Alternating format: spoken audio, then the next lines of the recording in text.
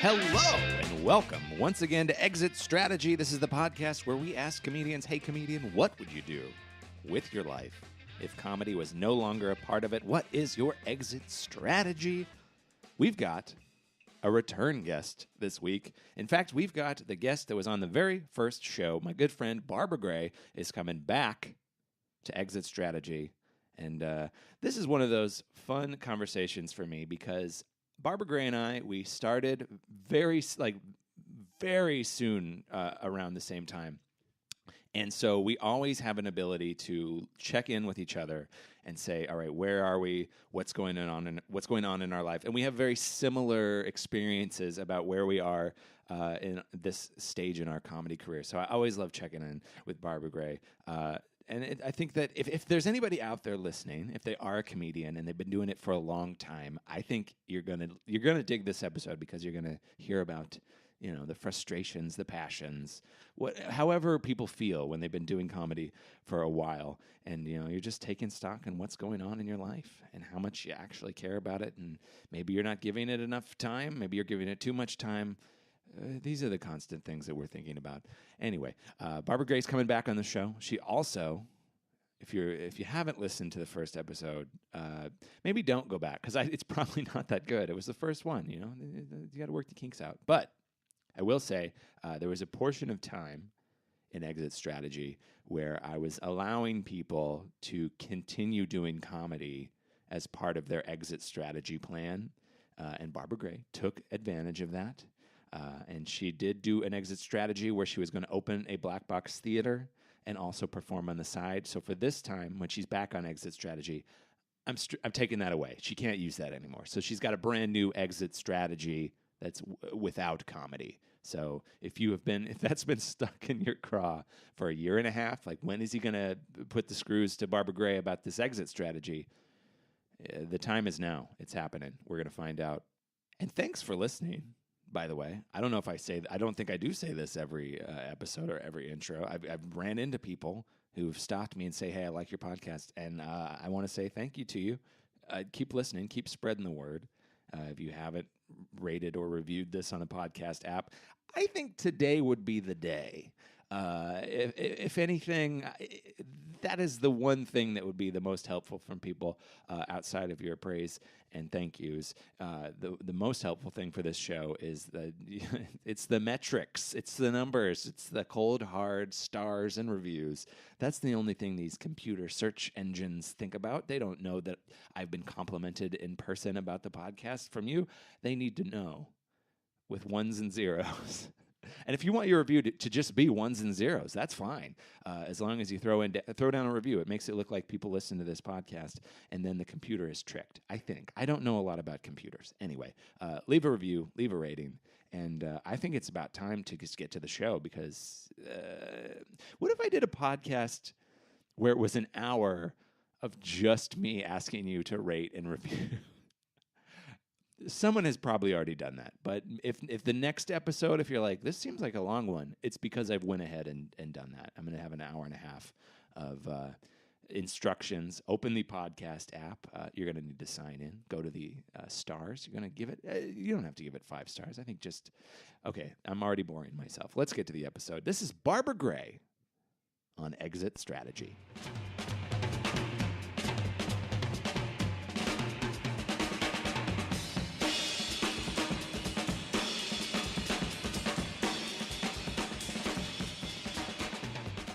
These are like little time capsules. Every time I have a guest on, I got to have them back on, and then we'll see, are they in the same place that they were? Right. We're going to find out. I should have labeled you. I guess you will know. I don't know what I said. I think we just both talked about being a little bit frustrated. But yeah, and then I think we're probably going to talk about that again because it turns out in comedy, you're never not frustrated with where you are. Yeah. I bet even if we were both like, oh, we just taped the pilot episode for our sitcoms, and we're still like, it's just not what I expected it would be. I think that is, your goalposts keep moving or whatever. The comedy, you're just perpetually dissatisfied, I think is the correct word. But that's kind of why you do comedy, because you're like, if you were content and everything around you was fine, you would never. No, it's Yeah, and we love complaining, so it's perfect marriage of all those things. Someday, love to have something to fucking bitch about. We're going to get paid to complain. Thank you for coming back on the show, Barbara. Yeah, Gray. of course. It's been about a year and a half. Haven't Since seen we've you seen since. each other. Yeah, only for this podcast. It's the only time. No, this is. I think you'll probably come back again and again for the. I'm down for the catch up. The duration of the podcast because, and I was listening to our last episode. And I think we established the fact that both of us have sort of, like, our starting point is very similar. Yes. So we're always going to be like, all right, how are we doing? How are we feeling? Let's check in for our very specific time frame. Yeah, that for anyone making the interactive timeline website somewhere where they can put the dates, compare and contrast when we did our first underground basement show to where we started Sauce, etc. That sounds like that sounds kind of like a cool thing. I'd be like, I'd love to see that. But then I think about think of Paul McCartney and how there are people who know every detail of his life, like from teenage years. And they could look at him and say, you were a teenager, so when you left high school and then you did that first show, like they can right. They know every fact. Oh. I used to be one of those people. I used to be a crazy Beatles fan who knew way too much. I've forgotten all of it, but I got a lot of bullshit trivia in my mind. It would just be like I've never even approached that level, obviously, of being a Beatle. Not yet, anyway. Someday we'll be up there. Are there? Obviously there are people who are big fans of comics, but it doesn't reach. I don't think it reaches that musician level where they're like, I know where you were born and where you started and whatever. My level is more like every once in a while somebody will come up to me and say a joke that I've done or quote something I said, maybe even on this podcast, and it's so jarring because you're just like, wait, what? Because their familiarity with it is not your familiarity with it. Especially with me. I probably just said it and never said it again. Yeah, do you have that? We have that happen a lot on Lady to Lady. People will say something, literally the day after we put out the podcast, they'll quote something back to us on Twitter, and I'm like, I have no recollection of ever saying it. And it's very different from a song. If somebody's like, oh, in Hey Jude, of course you know the lyrics to the song you wrote. Because I sing it every night. Yeah, but if you riffed a stupid one-off thing that you don't remember saying, and somebody's like, remember that? You're like, no, I have no clue. There was a point when, because I did, I put together some best ofs of this for the holidays, and there was a point I remember when I kind of could tell you what everybody said. Right. Because you listened to it. Because I just had so I didn't have as many to catalog, but you literally asked me what the exit strategy was for last week's guest, and I could not remember. Well, that's like with Sauce every Friday, 8 p.m. at Sano Pizza that we run, that we've been running for a long time now. But it's the same thing. We'll be like, how was the show? And we have no clue because they all run together eventually.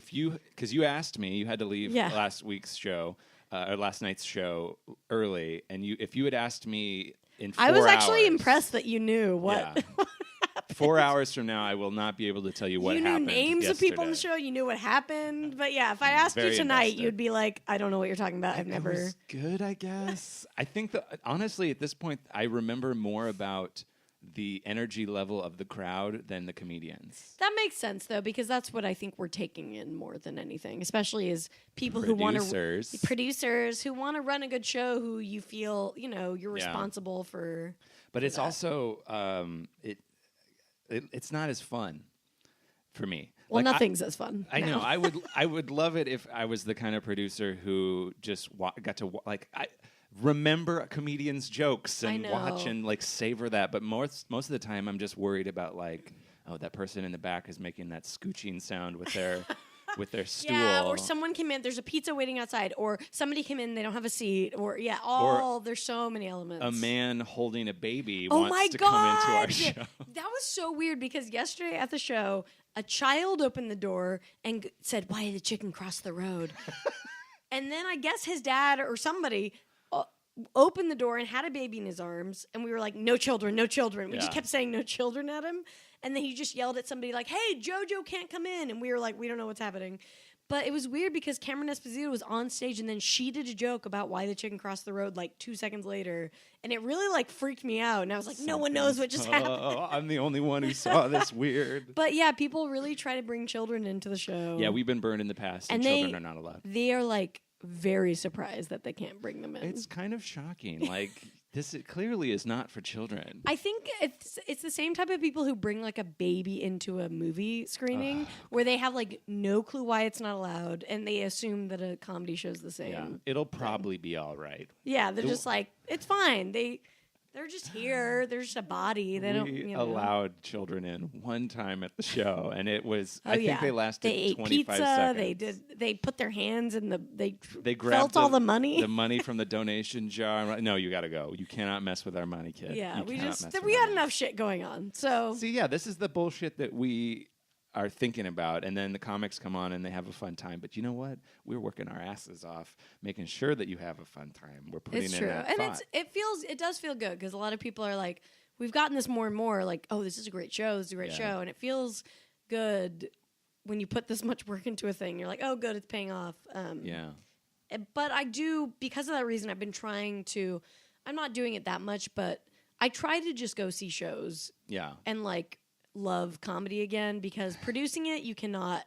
You like you said, you're too distracted. Yeah. And if I just go watch a show, like I'll like, oh, I can actually take in, you know, I can. I'm a passive. Yeah, viewer as much as we can as much as you can be. It's hard to watch. Way a comedy more show. than producer level. Tell me if you relate to this concept because I feel like we're digging into an area that I'm gonna be so good. Do you have this? Because we're talking about how there's this producer brain where you have like these thoughts that are just sort of not fun, perhaps a little administrative, not really. You just kind of feel like a different person. In my life, I'm feeling that more and more where I have a stable job. Yes. And it's comfortable and I have like life things happening, gonna get married, like responsible adult stuff. But then part of me like feels like there's like this wall up and I'm looking over and I'm peeking over and on the other side is people having fun and not having to think about like gotta make the flyer for this, gotta make sure that this lighting and gotta make sure we're not getting sued. Like all the producer bullshit. So I'm like, I don't know who do you think's on that other side though? Like what do you mean by? I feel like I'm losing my you're going out there and you're making a concerted effort to perform more, and I feel like I'm like retreating behind and sort of just being like, well, this is comfortable and it's probably the safer thing. I'm gonna go back here. I'm not like out socializing. I don't know who anybody is anymore. I'm not in this like when 10 years ago. Out at the bars, hanging out late night, every night, know everybody, getting drunk way too much. Like, that was the fun me. But now I'm like, I can't do that anymore. And I can't quite figure out how to get back to, like, the elements. You're not going to get back there, so don't worry about that. That's not happening. Oh, that's not, yeah. I mean, I just give that up. I just don't, I think that's okay. I think it's natural. I think it happens. I mean, I've seen it happen to all of us. We're all, and also I don't give a fuck about making new friends. I have the friends that I have. I like my friends now. I like our group of friends. Like, I'm not. I think I am a little bit. I do know. I think a little bit of like the younger crowd, maybe more than some people do, just because I have been more social, and also because I've been one of the last people not in like a relationship. Just have more time to like go out and fuck around, you know. Yeah. So, but I also have like I think maybe a larger need for that socialization or something or whatever it is that's made me go out and do it. But I'm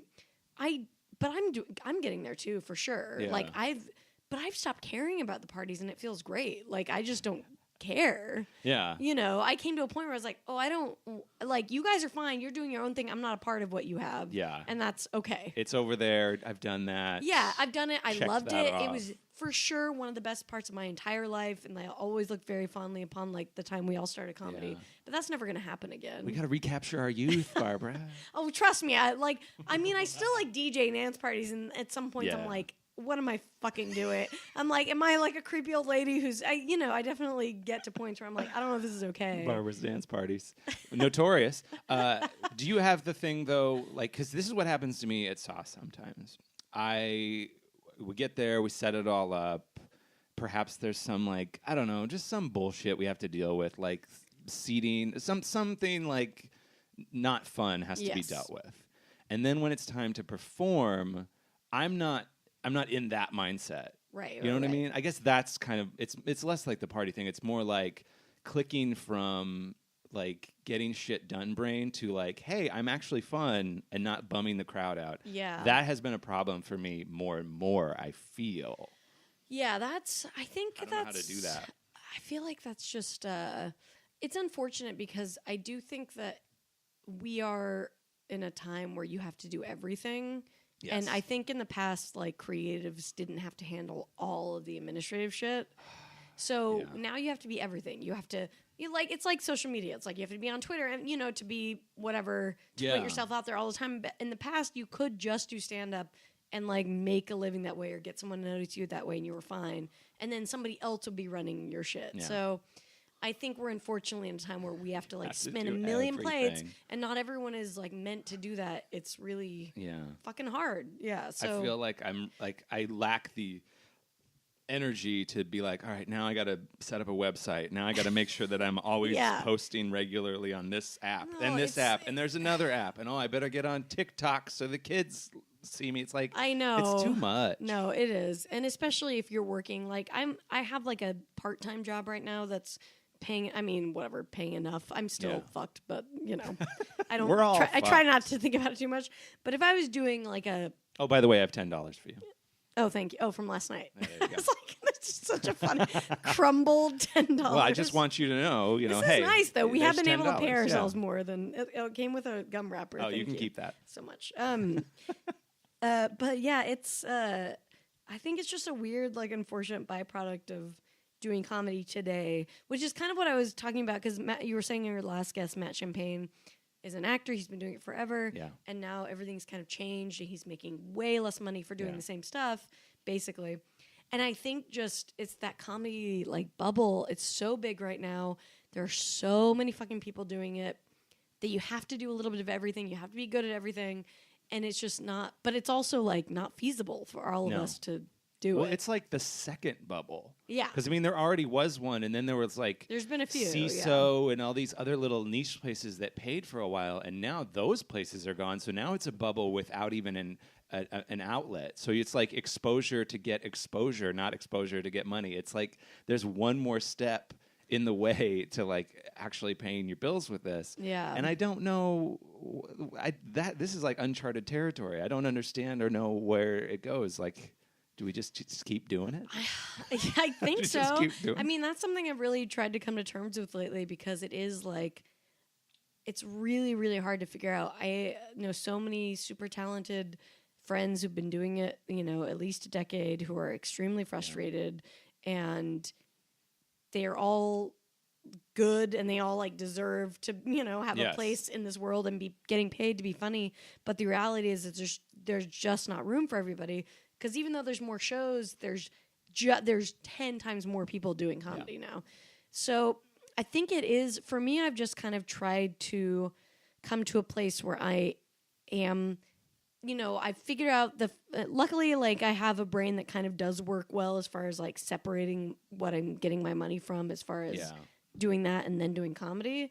But I have just tried to do that and be like, I gotta just be happy day to day because I have no idea what's gonna happen. Yeah, I think that a lot of us are in that boat at this point of just like, you can plan for a future, but it feels like everything, like whatever is in the future kind of just keeps changing or gets hazier. You're like, I don't know what it's gonna be like in 5 years. So it's hard to be like, that's my goal. Yeah, you cannot pinpoint it. Yeah. And I don't think it's just for us. I think that's true for everyone in the world right now. There's so many people I know. Yeah, it's a weird time to live. Yes. And like I have friends who have, very normal jobs who are going through the same shit kind of. Yeah. So for us, I'm just like, I mean, I'm trying to like I said, like kind of re-fall in love with stand up, and I'm doing this like challenge, like doing 100 sets in 100 days. Yeah. And that's been really like reviving my love for it and like, oh, this is what I truly love to do, and if this is all that comes of it, I just have to be okay with that. Yeah. And I'm not going to be okay with that, but I guess I'm telling myself. But there's the, I'm doing this for my career and eventually to get somewhere where this like pays the bills. But then there's also the part of you where it's like, well, if I don't do stand up, I don't know what my outlet is. So you kind of have to do it for that reason too. Yes. So no matter what, you're always going to be like, where am I going to perform? What am I going to do? And so you have started this challenge that you've given yourself for the year of 2019 where you're going to perform 100 sets in 100 days. Yeah. And you're pretty well into it. I'm pretty well in. Well, I did this, like, I filmed this set thing for Comedy Central last week. And so because of that, I put out the word being like, can I please, do a set on your show? And that is like the benefit about doing comedy in LA for this long is like people are not, they know who you are. They know who you are and they're probably trying to get a set on Sauce, but whatever. So you're like, hey, whatever it takes. Thank you. Let me do your show. So this first month has been great. The next few months are going to be way harder. I'm going to have to go to mics but it's not like a set every day. It's like 100 sets within 100 days. So you could do a couple. So that's what I was saying. I was like, if it comes down to it, I'm going to try to do, some open mics, like 3 or 4 mics a night if I need to, which is going to be way going back to the old school thing. I'm definitely going to be uncomfortable, be seeing people I don't know. It's going to be weird, but I kind of like it. Like, I really do love stand up for. It always brings you back. Like, it always just there's can always go back to it. With that. Yeah. Well, the first month of it, when you were preparing for a showcase set, like you were like, it was like one of those big deal sets, had to be a tight, like rigid set. And it seemed like you were getting more and more miserable with that. It was, you know what? It was every day. I think because just I haven't done, I was performing pretty much every night leading up to it. And I just haven't done that for years since we like started. And you forget that like when you do it a few times a week, the roller coaster is that. But when you do it every fucking night, you really are going back and forth. And so you're just like, who knows how I'm going to feel? Who knows how the set will feel? And so you're kind of like at the mercy of stand-up. And so it was kind of miserable, but also felt really good because I just hadn't been doing it that regularly. And I got that kind of like, I definitely have an impetus to like do something weird or like crazy on stage, but I only feel that if I'm doing it all the time because I get bored easily. Yes. So I kind of like felt that a little bit more. I was like, oh, I haven't felt that in a while because I used to feel that when I was doing mics all the time. So I don't know. It was interesting. Like, I was miserable, but also, it was like the good kind of familiar miserable. But I did overall, I really did love it. But I think it's because I was doing booked sets. Yes. If I'm going and doing mics that way, it's going to be way harder. Yeah. But also, the thing that I think sucked for you is that you had to do the same, what was it, like 6 minutes the whole time? So it was like, it never changed. I hate that. Woof. That sucks. Now, like, yes, you will be at a mic, which will be a shittier atmosphere, but then you can say whatever the hell you want. Yeah, it's very, very hard to run a set over and over and over and feel like it's fresh and feel like it's good. But that's what's so interesting about it. Some days it would feel totally fresh coming out, and some days it would feel old as fuck. It just depends. I'm like definitely somebody who goes by my mood, and so it just depended on that. But it's really funny because I like most I've ever prepared for a set, ever probably. And the day it comes, I'm like, yes, I'm ready. I've never been this ready for a show. I go out there, I say my first joke, a fucking idiot in the third row is going, yeah, really loudly. And he steps on my first punchline, and I can't handle it. I call him out, and I fucking yell at him.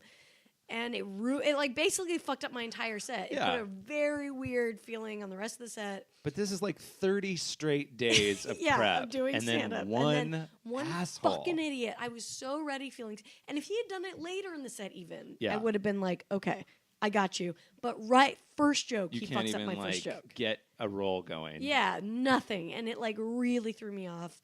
And I fucking attacked him, and then I came back and was like, hey, do the set. And it was... fine. I don't know until I see it. I really don't know what it's going to look like. But man, it was like awful. It was very eye-opening because I like last night I did a long set, the end of a long fucking show, whatever, 13 comics. I did 20 minutes at the end. And there was a woman in the middle who was like, she wasn't loud, but she was like on her phone and kind of talking. but I ignored her, and the set went really well, and it really taught me. Yeah. I think I just I'm very bad at ignoring that stuff, and I gotta coast through it and be like, okay. Yeah, you gotta pick your battles. Yeah, like everyone's not paying attention to that guy, but you are. Yeah. And like just go back and say the joke again, it's okay. So it taught me a huge lesson, I think. I fucking hate that man, but I learned something. But yeah, that's the nature of stand-up. It's just really, I practiced, and you never know what's going to happen on those big, and it's like you get those opportunities once and fucking who knows. And yeah, that's the entertainment industry. It's like, there's never that one, it's like, there's never that, it never feels like there is that one show where it's like, if I nail this, I got it. It's just sort of like, you always have to be the best you can be, and then who knows who's watching. Yeah, and you feel like they're never there for those nights of sauce that are like super special. Everyone kills, and everyone's really comfortable, and and who knows who's there, like you said. But I think that's the worst part about being a stand-up is that in the most important moments, you always know how good you can be. Mm-hmm. Like you know your peak. You know when everything's clicking, what it feels like, and you're like, oh, if you would have just, I know, it's just, it's not this particular. Oh, it's so fucking annoying. That's what's so crazy about it. But it's like, it still happens to like the people who've been doing it forever. I think you just have to like think of that. Like Tiffany Haddish, she's obviously crushing it right now, and she's huge, and she's incredible. She's so fun to watch on stage, and she just had a set like a few months ago where people were like, she bombed, and people were pissed about it, Yeah. And so you just have to kind of like keep that in mind. It's just like it happens to everybody, and it's the nature of the beast. Well, with her and anybody that's because whenever you're on a show and they introduce somebody that's like wildly famous, like I don't know, like a Judd Apatow or whoever who's like people are like, yes, this is a celebrity. I kind of feel sorry for them because like they get such a rush at the beginning. And then it's just like, but now I'm trying this. This isn't done yet. So like they have so much excitement for what is probably like in prep material. They don't get the opportunity to, like some of them do, but most do not go to open mics. I don't know who's the biggest comic that goes to open mics at this point. I mean, Kevin Hart. He probably wakes up at 5 a.m. and like goes to a mic. He goes to the Ha Ha. Yeah, I think. No, you're right. It's kind of like the Great Equalizer, really, because it doesn't matter how fucking famous you are if you don't do it. People aren't going to laugh because you're famous. They're going to cheer for you, but they're not going to like laugh. Yeah, the laugh is such an unconscious thing. They'll be excited, they'll have smiles, but if the person they know, if they're not hearing the laughter, that's going to throw them. That was funny last night because I was at Flappers After Sauce, and Fred Armisen was doing the show in the main room. Yeah. I didn't get to see him, but I just heard them introduce him, and I heard everybody being like famous. Yeah. It's just so funny because it's probably like most of these people probably don't really like him, but they just know that he's a famous human being. Yeah.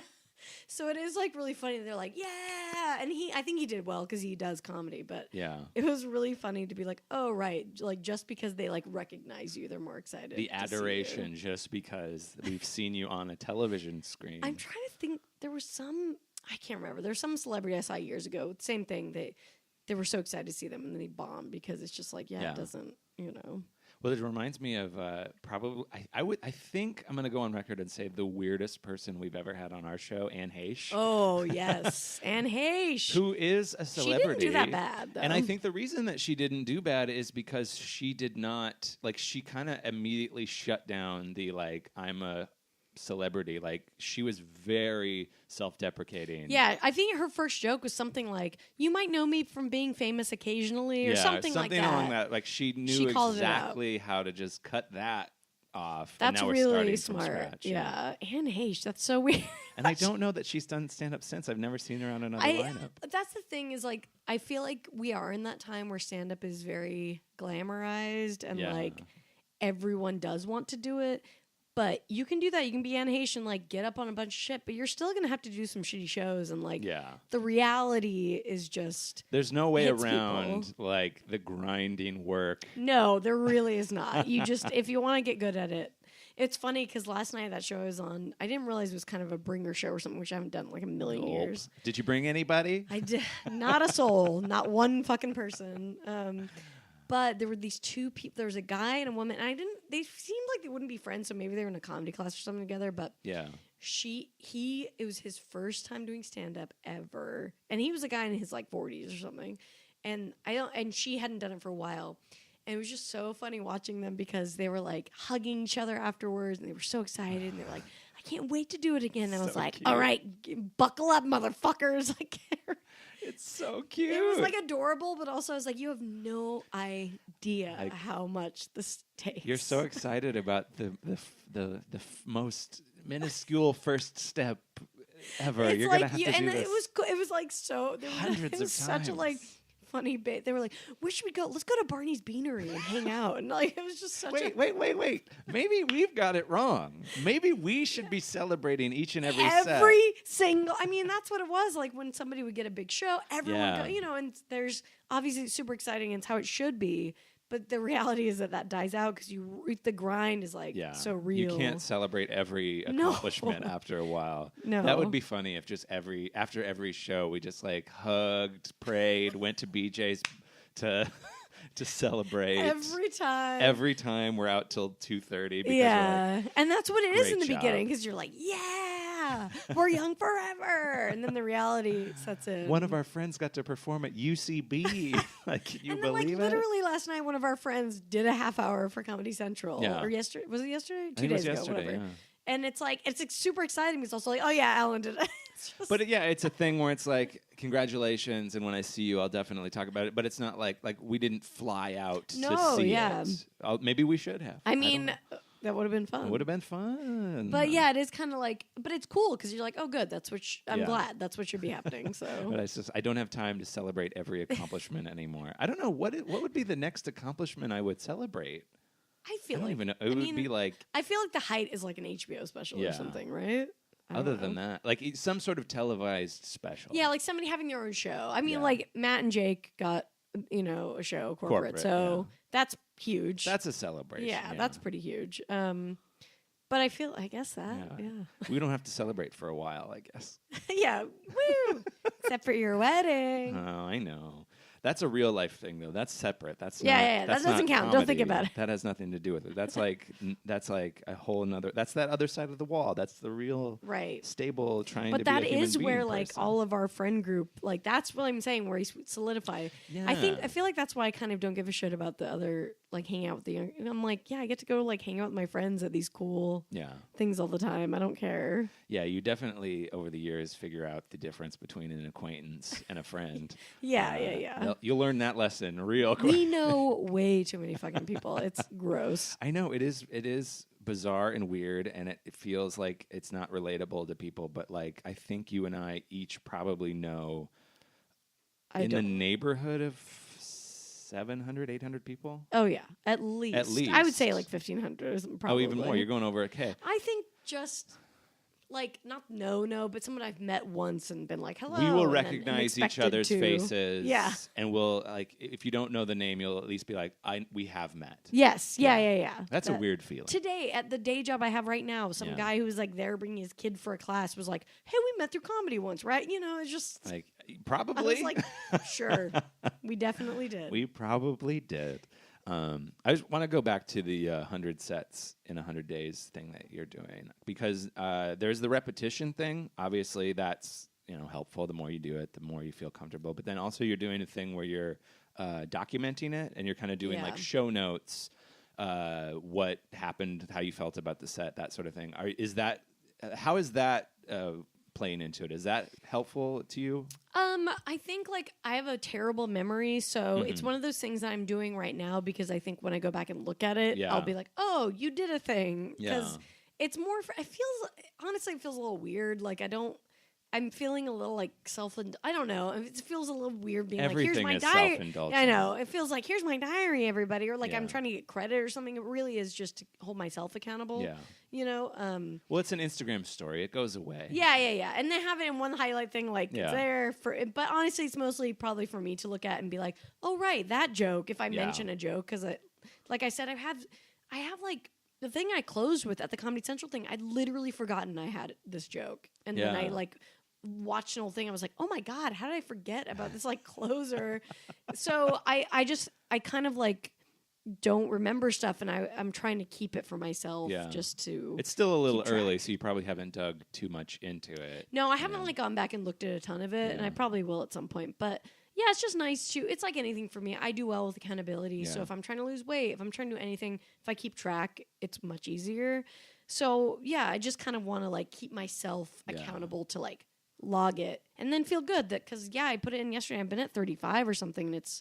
It's a shitload. February. That's a lot. It's a lot. Yeah. So it feels really nice and kind of makes me feel like, okay, this is like where you started. This is what grounds you in comedy. Like, make sure.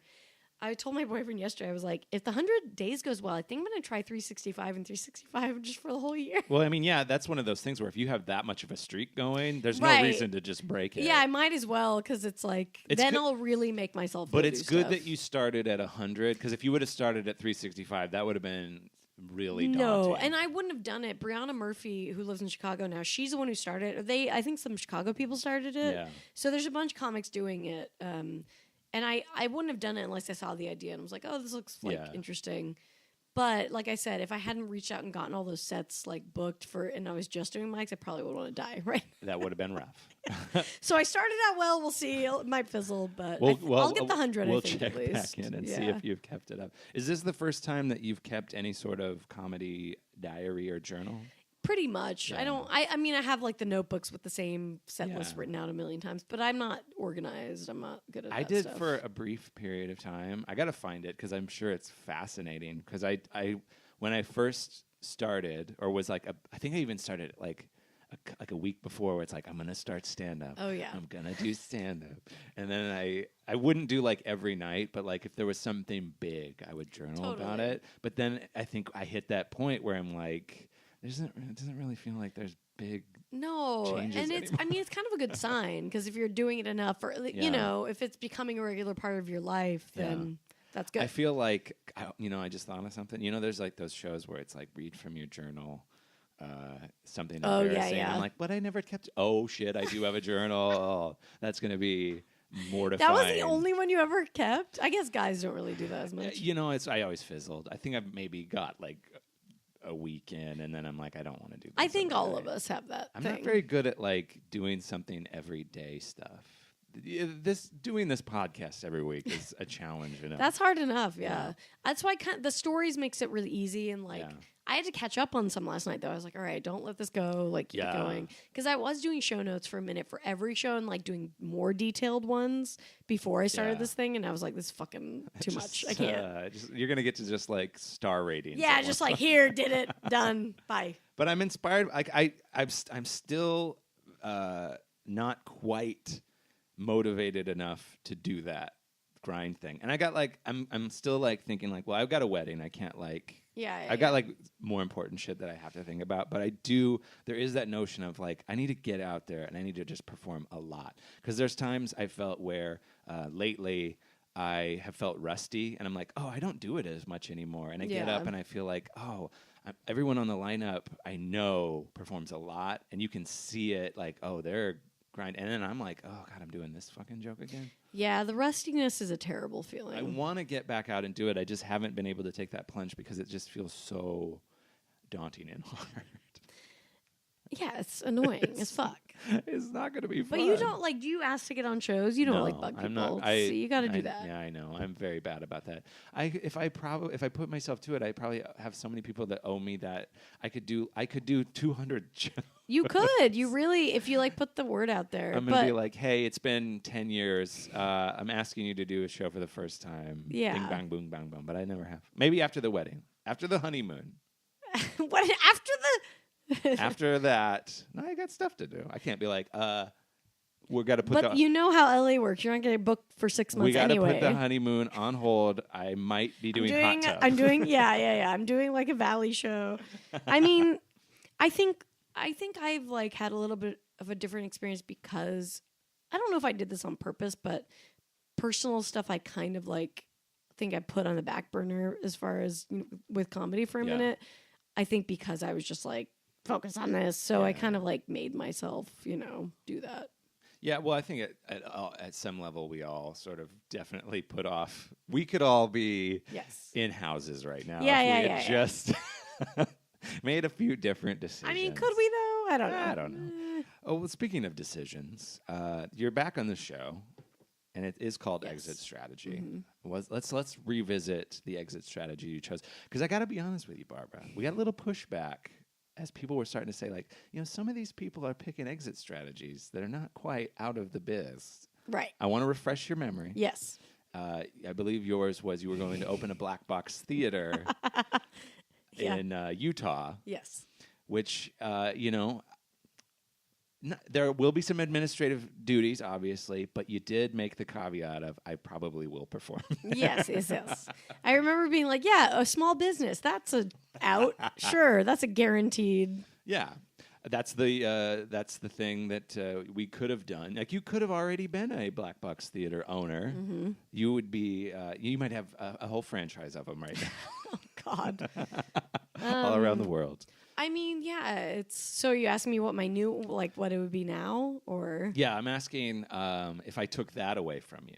Okay. Oh, shit. So this is like that's double. An option. This All is right. double exit. I'm taking right. away comedy. Now I'm taking away your performance space in Utah for weird creatives that you were going to create for them. Yes. And sorry, Salt Lake City artistic community. I'm taking this venue away. It would have been phenomenal. Is there anything in your mind that you could? No, it can't involve. I can't move to London and do comedy. That's not. That is not an exit strategy. Although that it is. That is kind of my exit strategy. That is something that you kind of wanted to do, and you've made a few steps out into that. Yeah, I think I could do it if I wanted to. Let's see. I'm really putting you on the spot here with this one. Yeah. Well, I mean, I'm not bad. I'm smart person. I'm smart person. I'm smart person. I feel like, I have a day job right now that I'm good at. Like, I can really do most jobs. The producer aspect of your personality is very strong and very real. Like, if you need to get shit done, you can do it. So I guess it's the matter of, like, is there anything in your life or any, like, interest that could possibly compare to comedy that you could use your producer brain and go down that path? Okay, this does feel but I think it's enough away. All right, here we go. I think event planning. I feel like running an event planning, business. I actually was talking with somebody about this recently because we were like, hey, is it ever going to work out? I don't fucking know. But I do think if I was to do it right now with the contacts I already have, I could be really good at it. But even if I started from zero, I love making a great party. I love making experiences that are memorable for people. Yeah. That have. I'm really anal about sound and about like lighting and about all this stuff that I think makes somebody make an event good. All these little details. Yeah. Like you're like, this room isn't quite right. It needs this. Right. So I think if I really put my mind to it and made that a full-time thing, I think I could be very successful at it. And you have some planning experience already. I mean, you have huge Thanksgiving parties at your house. You have planned, I think, upwards of 7 Las Vegas trips to Magic Mike Live. Yeah. You've lots of things. You've planned dance party events. Like you already kind of do it. Yeah, I mean the show I used to run at my house, 1-2 Punch. Like we would have the punch bowl going that everyone would put their booze into. We would have the show. We would have multiple TVs set up with weird shit showing. We would have like a thing on the wall that everyone would sign when they were drunk and put their New Year's resolution or put whatever we had at the time. It wasn't just a party. There was there was like some stuff going on. So I would like to make like unique events for people where they would, have that kind of stuff. Like multiple, I think zones are very important at a party. You need multiple zones, stuff for people to do that's easy, that doesn't seem too cheesy. Photo booths are fun, but it's like kind of like, we get it, You know what I'm sick of? I'm going to say it right now. The mustache, the fake mustache. The props. Yes. No, we don't need the props. The props are cheesy. They don't look good. I don't want the props. Yeah, so I think like finding interesting Why is there a Viking helmet? To do. Who cares? It's dumb. Everybody goes. I'm sorry, I'm getting very We're mad. not kids. Right now. I'm like getting if really they're for mad. kids, sure, kids photo booth. Why I not? go to a wedding. There's this big table of fucking fedoras, and then you feel bad if you don't use one. You're like, yeah, can I just like, take a picture? I just want to take. I would love. Like, I'm dressed really nice right now, and my fiance is too. Can we just get like one normal, like a nice fucking picture? Yeah, I think like somebody walking around with Polaroid cameras would be nice. You know, Yeah. something. So I think and it is still in the zone of running stuff and probably hiring a comedian once in a while to do something. But Yeah. that is something that I've thought about that I feel like I would be good at, that I'd like to do. I think that that's a perfectly acceptable answer, and I think it's putting all your skills. Do you have like? Is there like a pie in the sky, either event or show that you're like someday? Like, is there like your white whale of like I'm going to put on this event? I mean, well, it kind of goes in hand with like, man, I'd love to be rich because I don't know. I'd love to just put on like crazy parties that have I like costume parties that are easy. Like I don't, the whole thing is like making people have fun, but not making them go out of their way too much to like show up for it. So when our friend Jessica had an office-themed party at my house, that was really easy, but super fun. Everyone was drinking their cocktails out of, office mugs, and everyone wore like business suits. It was very weird to see all these comedians in business suits. So stuff like that. That's the easy theme. An easy theme, but it kind of you can expand it really well and kind of. I like this. I really do, because I want to say no more 1920s themed parties. That is way too hard. That is way too hard to dance. Exactly. To dress for. No more, I don't know, the 60s even. Just any like specific costume thing. Even the costume party itself is kind of annoying. It's a lot. Like people don't want to do. So something like that where it's very easy to show up and do. I mean, I've had this idea for one for a while that was, this is annoying and too hard, but... But if you're rich, maybe you can help people out. That's the thing is, have a little trunk. I can't remember what it was called, but it was called like a reveal party or something where I was like, okay, throughout the night, people are going to have 3 outfits. So at some point, they're going to walk down the staircase and they'll have a new... Oh, my God. But then this would be like if I have different rooms with costumes people can wear or something. This is like if you're like... You have the you have like the Elton John Oscar party that everyone knows about. Yes. Like, oh, have you been to Barbara's 3 outfits that parties? That would definitely be my dream. Or like, the Masked Singer Pitbull comes down in like a weird poodle costume. I don't know. I think you're close. I mean, no, that's if I get money, I'm gonna have some crazy. There's gonna be some crazy shit going on. See, if there's anything out there that would make a producer, director, agent want Barbara to succeed, it's these fucking parties. For real, please. Before it's like we're getting to the point where it's going to be sad if I'm having them. So please, someone before it's getting to the sad point, give me money. Give Barbara some money. Have her be in the Pirates of the Caribbean reboot. Yes. And let her make $500 million a day so she can put on these parties. So I can make an animatronic Pirates of the Caribbean float at a party. You're making it at the party. Hey, we're making a float at this party, everybody. I meant a lazy river, basically. Oh, see, this is the kind of thing I want to be a part of. Let's get some fame and fortune in Barbara's life, please. I like that you're like, well, all of my ideas still involve me getting money and doing, but whatever, it's okay. But I think you've already, even without money, you're able to put on an event. Well, and I think like I have come to the point where I want to make TV. I want to do comedy forever. Mm-hmm. But I also am like, if it doesn't happen, I'm just going to have to be okay with that and figure it out. Yeah. And I know that. And so I kind of am resigned to like understanding that I might just need to like suck it up and take some, job that pays well eventually. But if I could lift your spirits for just a second.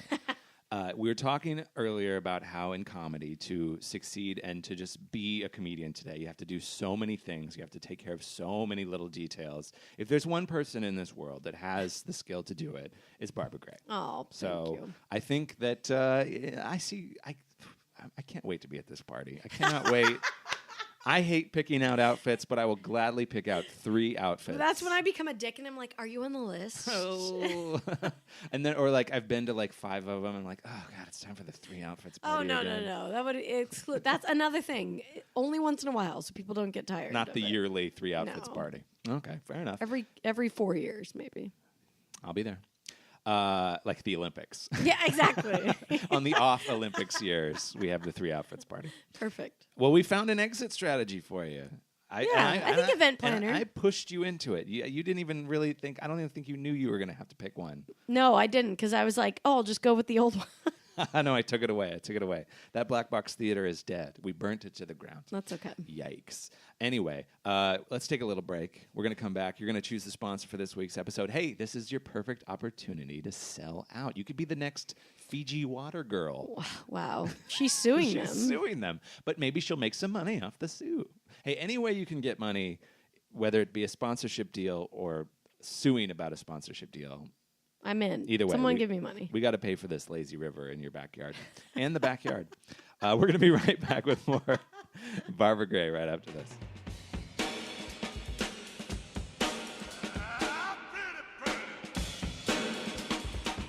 Do you remember your sponsor from last time? Do you remember what it was? Thanksgiving. It was Thanksgiving. And then, hey, while we're accusing you of things, you're picking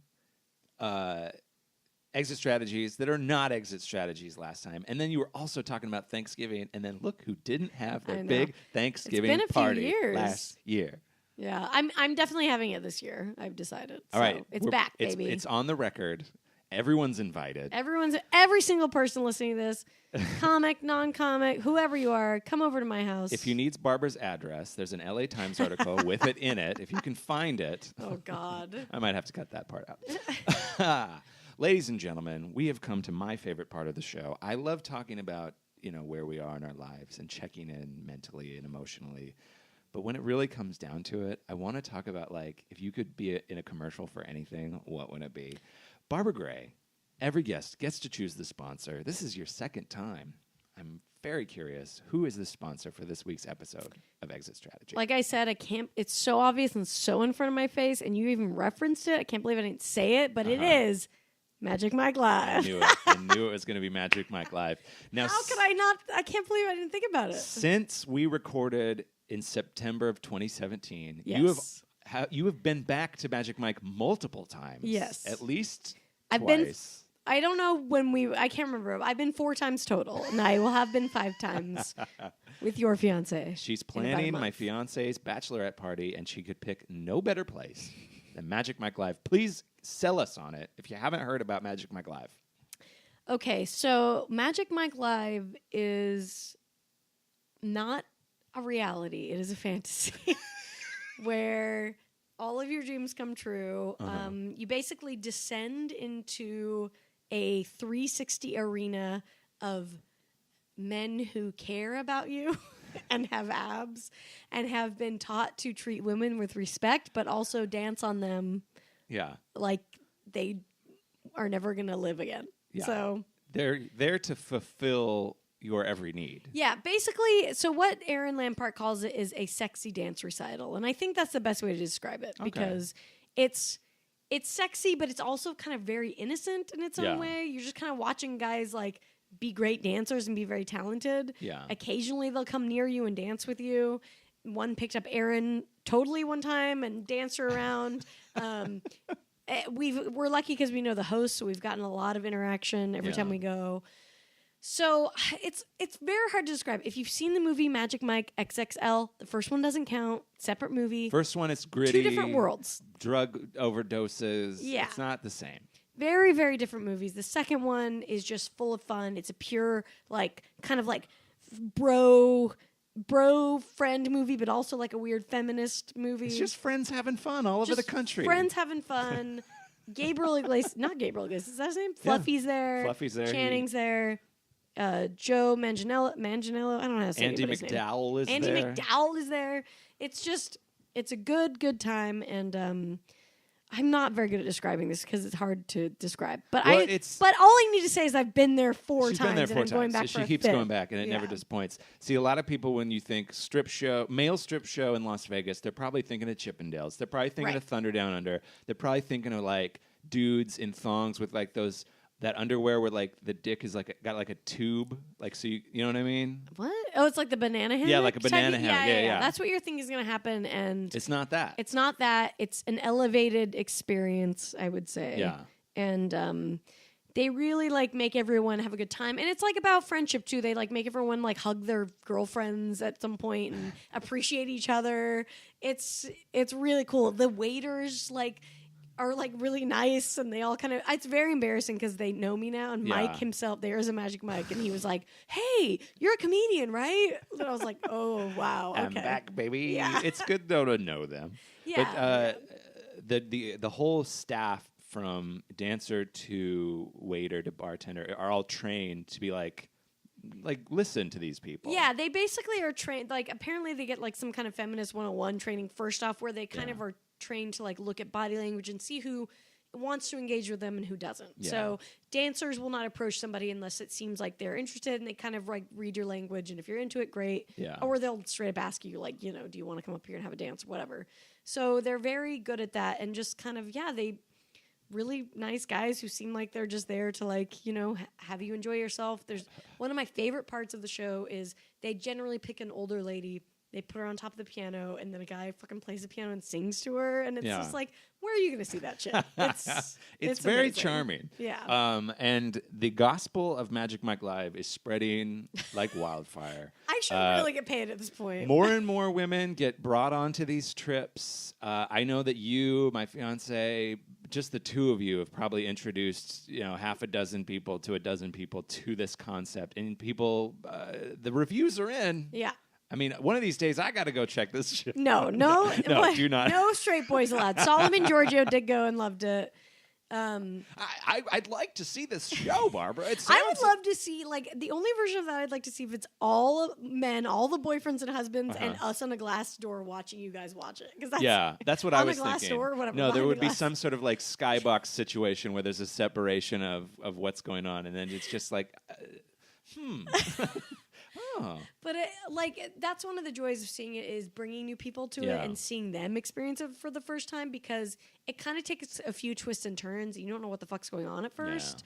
And then once you settle in, it's just like really fun to watch people experience it. And you'll be there in a little more than a month, I believe. A little more than a month. We're taking a bus. You're going to be first time. I'm scared about the bus, but it's going to be fun. Would you? Side exit strategy. If somebody were to DM me and say, "I need help planning my Magic Mike Las Vegas trip," would you be willing for a price? I mean, I've done it for free multiple times. Cut that. No, someone can Venmo me $50. Someone yesterday was like, I'm going, what are the best seats? I've literally sent people back the seating chart with areas circled about where they should sit. You got to be getting a cut of these. They need to give you a promo code. We should get some free tickets at this point for sure. You really should be. You're working the magic. But the thing is, I don't care. I just want people to experience it. Yeah. It's not about me. See, Barbara, this is the attitude that's keeping you from having these giant garden parties. This is true. So Magic Mike Live, next time you're in Las Vegas, if you are not a straight white dude, go check it out. If you're a straight white dude, I would suggest, go hit up Binions. It's fun. What the fuck is Binions? I don't know. You can act like you're in Goodfellas. It's like, what is Binions? You never been to Binions? I gotta go. That's just a casino. It's up in it's up in the part where there's the old street, and then there's that like screen up top. Okay. You guys probably never make it to Old Fremont Street. No. We're pretty much just it's at the Hard Rock Hotel, so guys can entertain themselves with like the guitars on the wall. Just be like, that's Van Halen's guitar. Exactly. And then you'll be like, wow, that's so cool. Or check out Binions. They've got $1 million in cash that you can take your photo next to. Okay. I'm ready. Barbara's Binions next time. I'm going to Binions separately, and everyone else is going to go to Magic Mike. You're not going to like it. All right. That's your sponsor. Now, Barbara, if people want to find out more about you, is there anything you want to point them to? They're like, I'd like to hear more about this Barbara Gray. Yes. Lady to Lady is my main bitch. We've been doing the podcast for a long time. Is that how you refer to it? Yes. Because Brittany's Graham is my side piece. So Lady to Lady is a podcast we've been doing for like 6 years. It's really fun. We bring on a funny lady every week, and we're starting to have repeat guests. We didn't for a long time now. It's fun to bring ladies back because some of them are fucking blown up, you know. Bring them back. Yeah, and And then Britney's Gram is a podcast I do with Tess Barker about Britney Spears' Instagram every week. Which, if you've never seen Britney Spears' Instagram, it is fascinating. Something else. It's fascinating, and it's also turned into a crazy like conspiracy theory podcast, basically, because there's lots of weird shit going on with Britney right now, and Tess is a genius, and she's researching and doing weird shit behind the scenes that I can't even comprehend. Obviously, listen to the podcast, but if you want to hear just a brief summary of what's going on in Britney's life, about her conservatorship and all that, when Tess was on my show, we got into it, and the level of knowledge she has about the subject is stunning. I mean, she's looked at court documents. She's gone to court literally for a guy who was. It's just crazy. So she's got like a whole push pin board with she strings. Really does in her head. She doesn't even need to put it up, but do if you that. If you want to get down to the bottom of what's going on in Britney Spears, and then I guess if you want to follow along with the 100 Sets, 100 Days, follow Barbara on Instagram. Yeah, I'm Babs_Gray on Instagram, and keep her accountable. Keep me accountable. Check them out. I mean, the show notes are pretty basic, but it is a fun place to just kind of put it. And I mean, we've been doing stand up for too long.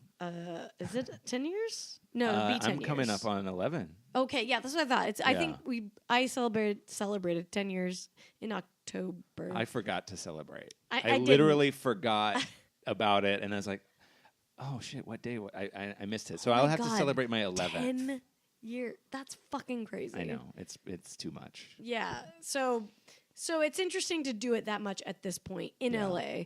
If I was a road person doing hours or something, that would be different. But in LA doing short sets every night, it's kind of interesting. So that's what you got to do. Yeah.